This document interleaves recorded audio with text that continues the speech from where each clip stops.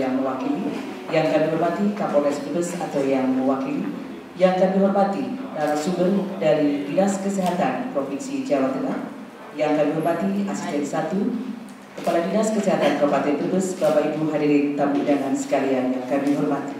Syukur alhamdulillah pada senantiasa kita panjatkan kehadirat Allah Subhanahu wa taala karena atas limpahan karunia-Nya sehingga kita bisa mengikuti acara rapat koordinasi pembentukan tim pelaksana kesehatan jiwa masyarakat Kabupaten Brebes tahun 2021.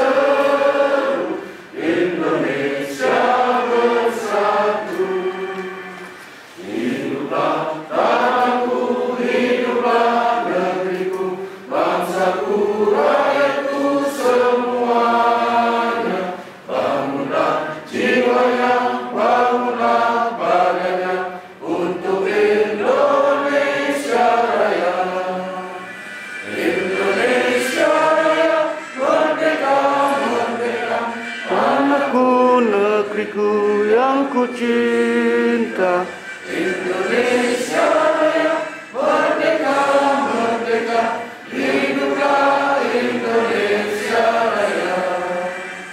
Indonesia Raya, merdeka, merdeka, tanah atas jasmani, masih hidup bahagia, meski kaya terhormat mulia, tapi pasti menderita.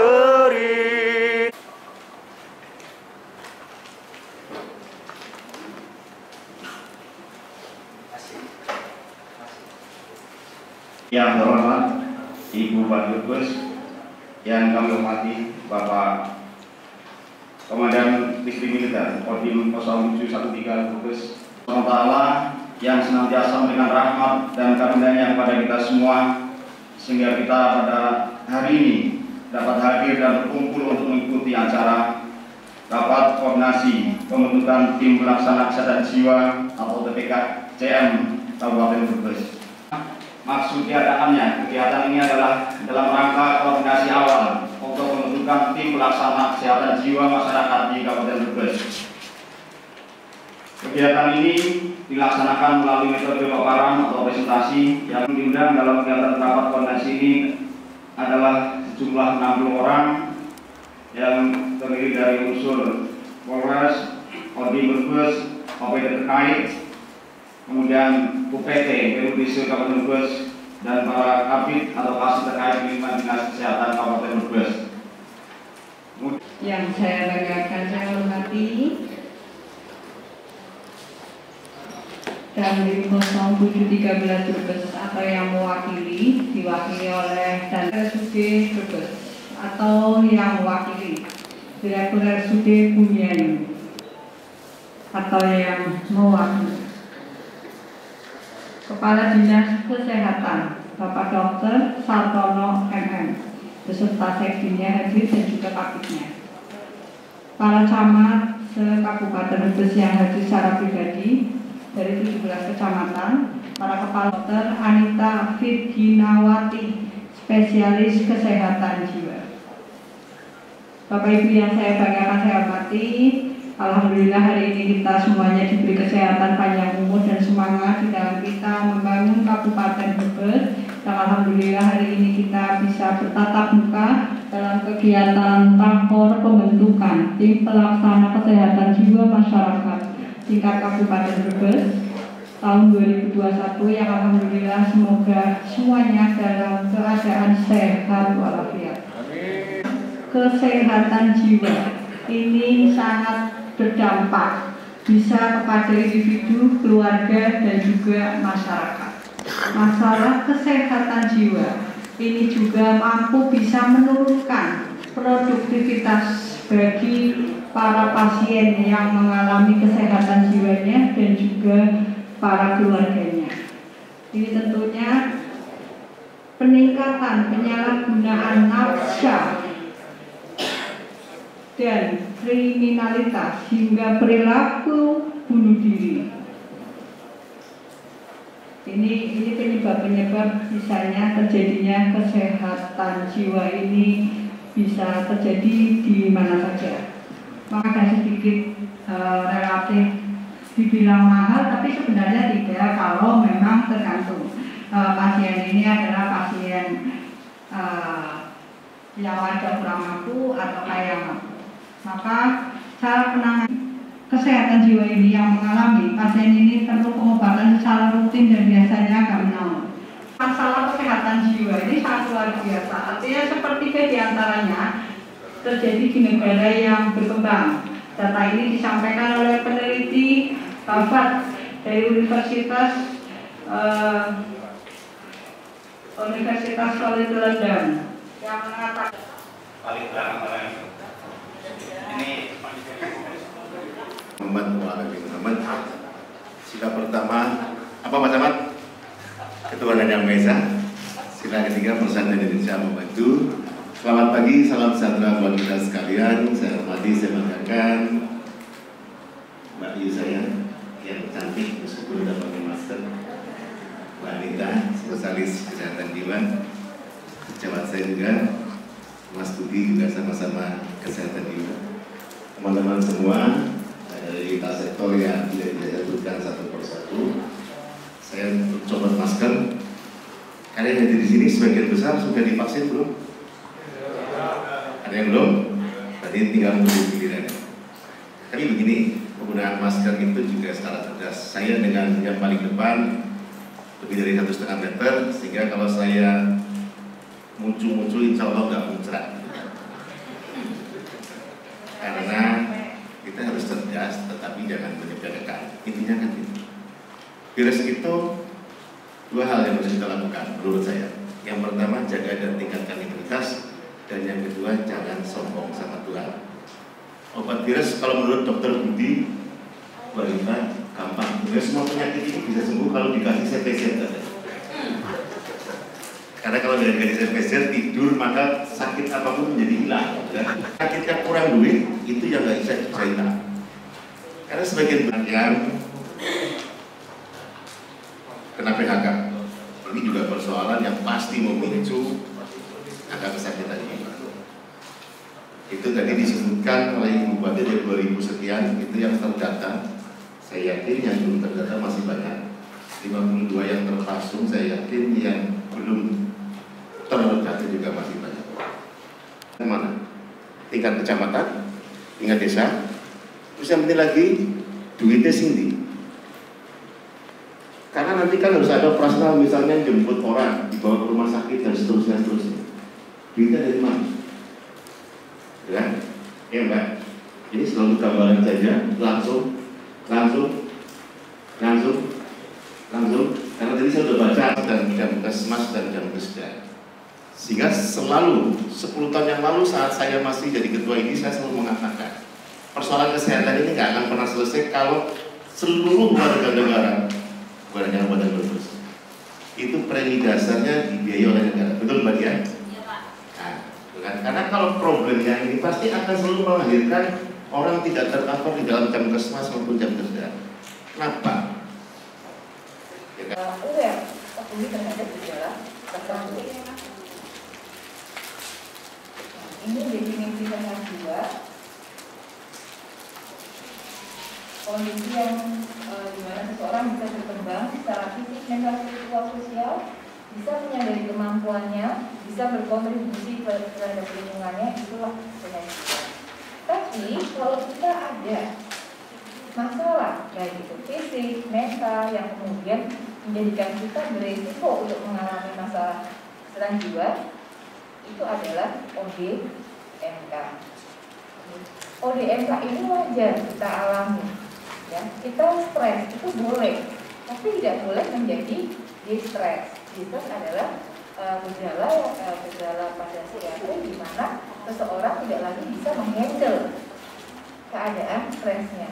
Jadi kita perlu tahu, oh saat ini aku lagi ada ODMK nih, berarti menjadi ODMK saya harus bisa memanage kondisi psikologis saya agar saya tidak masuk ke dalam bisa mengkontak dinas kesehatan untuk pendampingan kami gitu.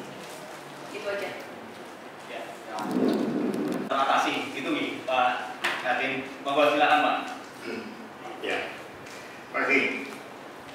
Pertanyaan pertama dari Aisyah.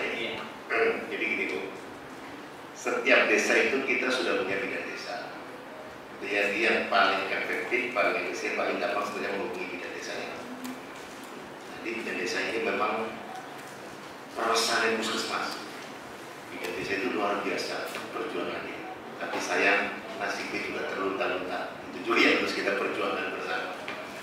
Jadi bidan desa ini andalannya kayak seperti kepala desa lah. Kepala desa itu semua program negara ada di kepala desa.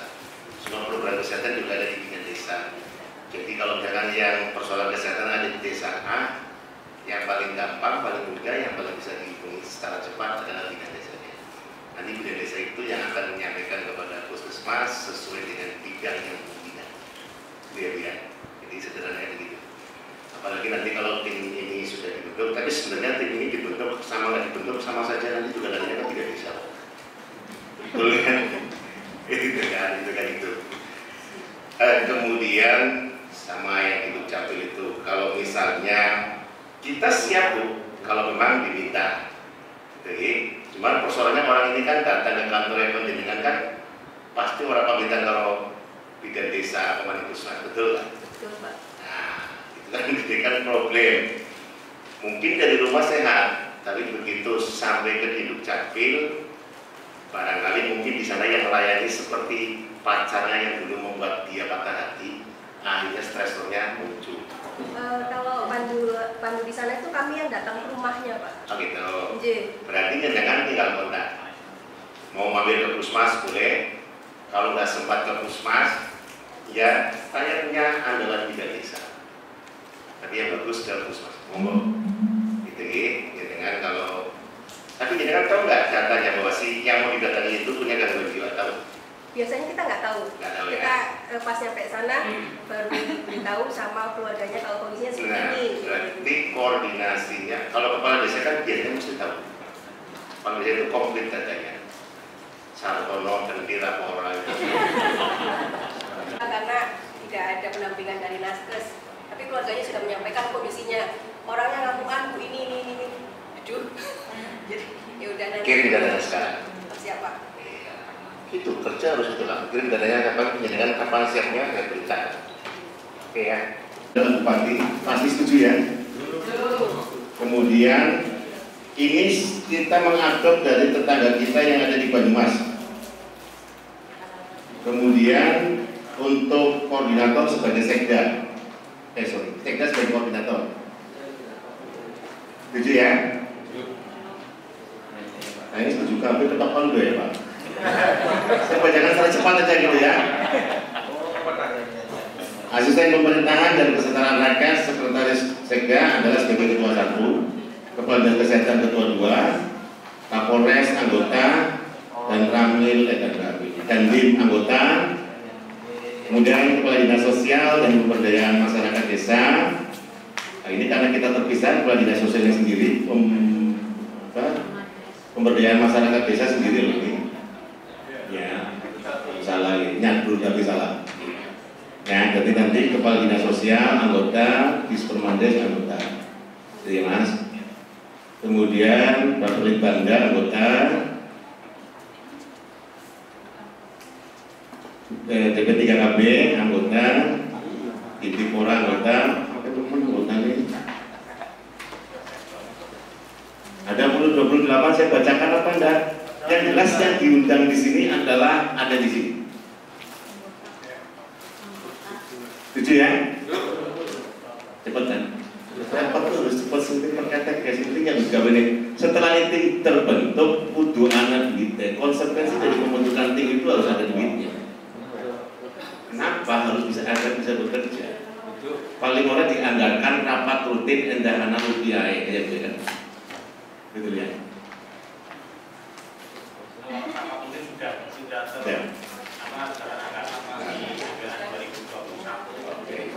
Koordinator Bapak Sekretaris Daerah Kabupaten Brebes, Ketua 1 Asisten Pemerintahan dan Kesejahteraan Rakyat, kemudian sebagai Ketua 2 Kepala Dinas Kesehatan Kabupaten Brebes, kemudian sebagai anggota secara berurutan saya bacakan Kapolres Brebes, Komandan Kodim Brebes, kemudian Kepala Dinsos dan Pemberdayaan Masyarakat yang bisa.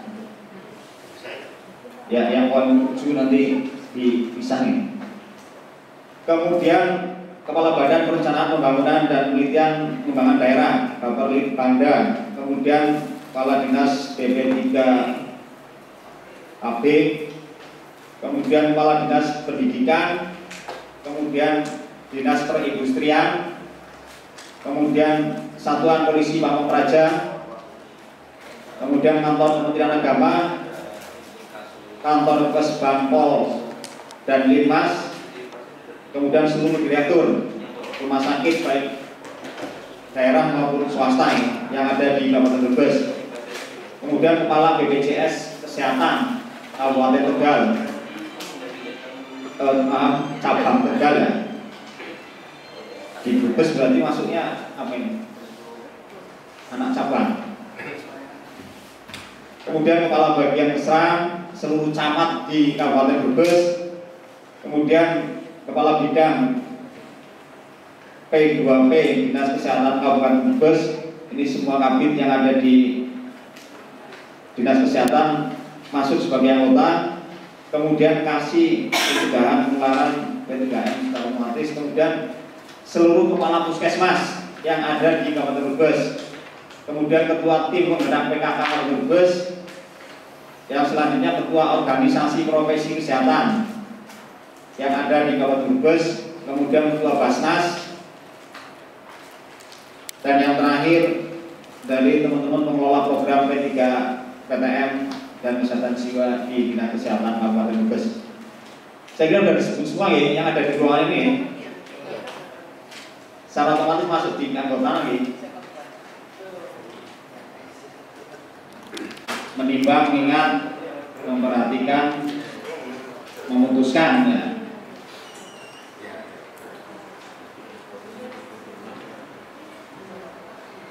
Kemudian sebagai lampiran, oh ya saya bacakan dulu terkait tugasnya nih Bapak Ibu. Jadi di dalam diktum ketiga keputusan Bupati Brebes, tim pelaksana sebagaimana dimaksud dalam diktum ke-1 mempunyai tugas A. Mengidentifikasi atau mengklasifikasi dan memetakan permasalahan kesehatan jiwa masyarakat dalam rangka memutuskan kebijakan umum tingkat Kabupaten Brebes. Kemudian memberikan masukan pada Bupati untuk menentukan mekanisme koordinasi dan kebijakan operasional tingkat Kabupaten Brebes. Dan selanjutnya kemudian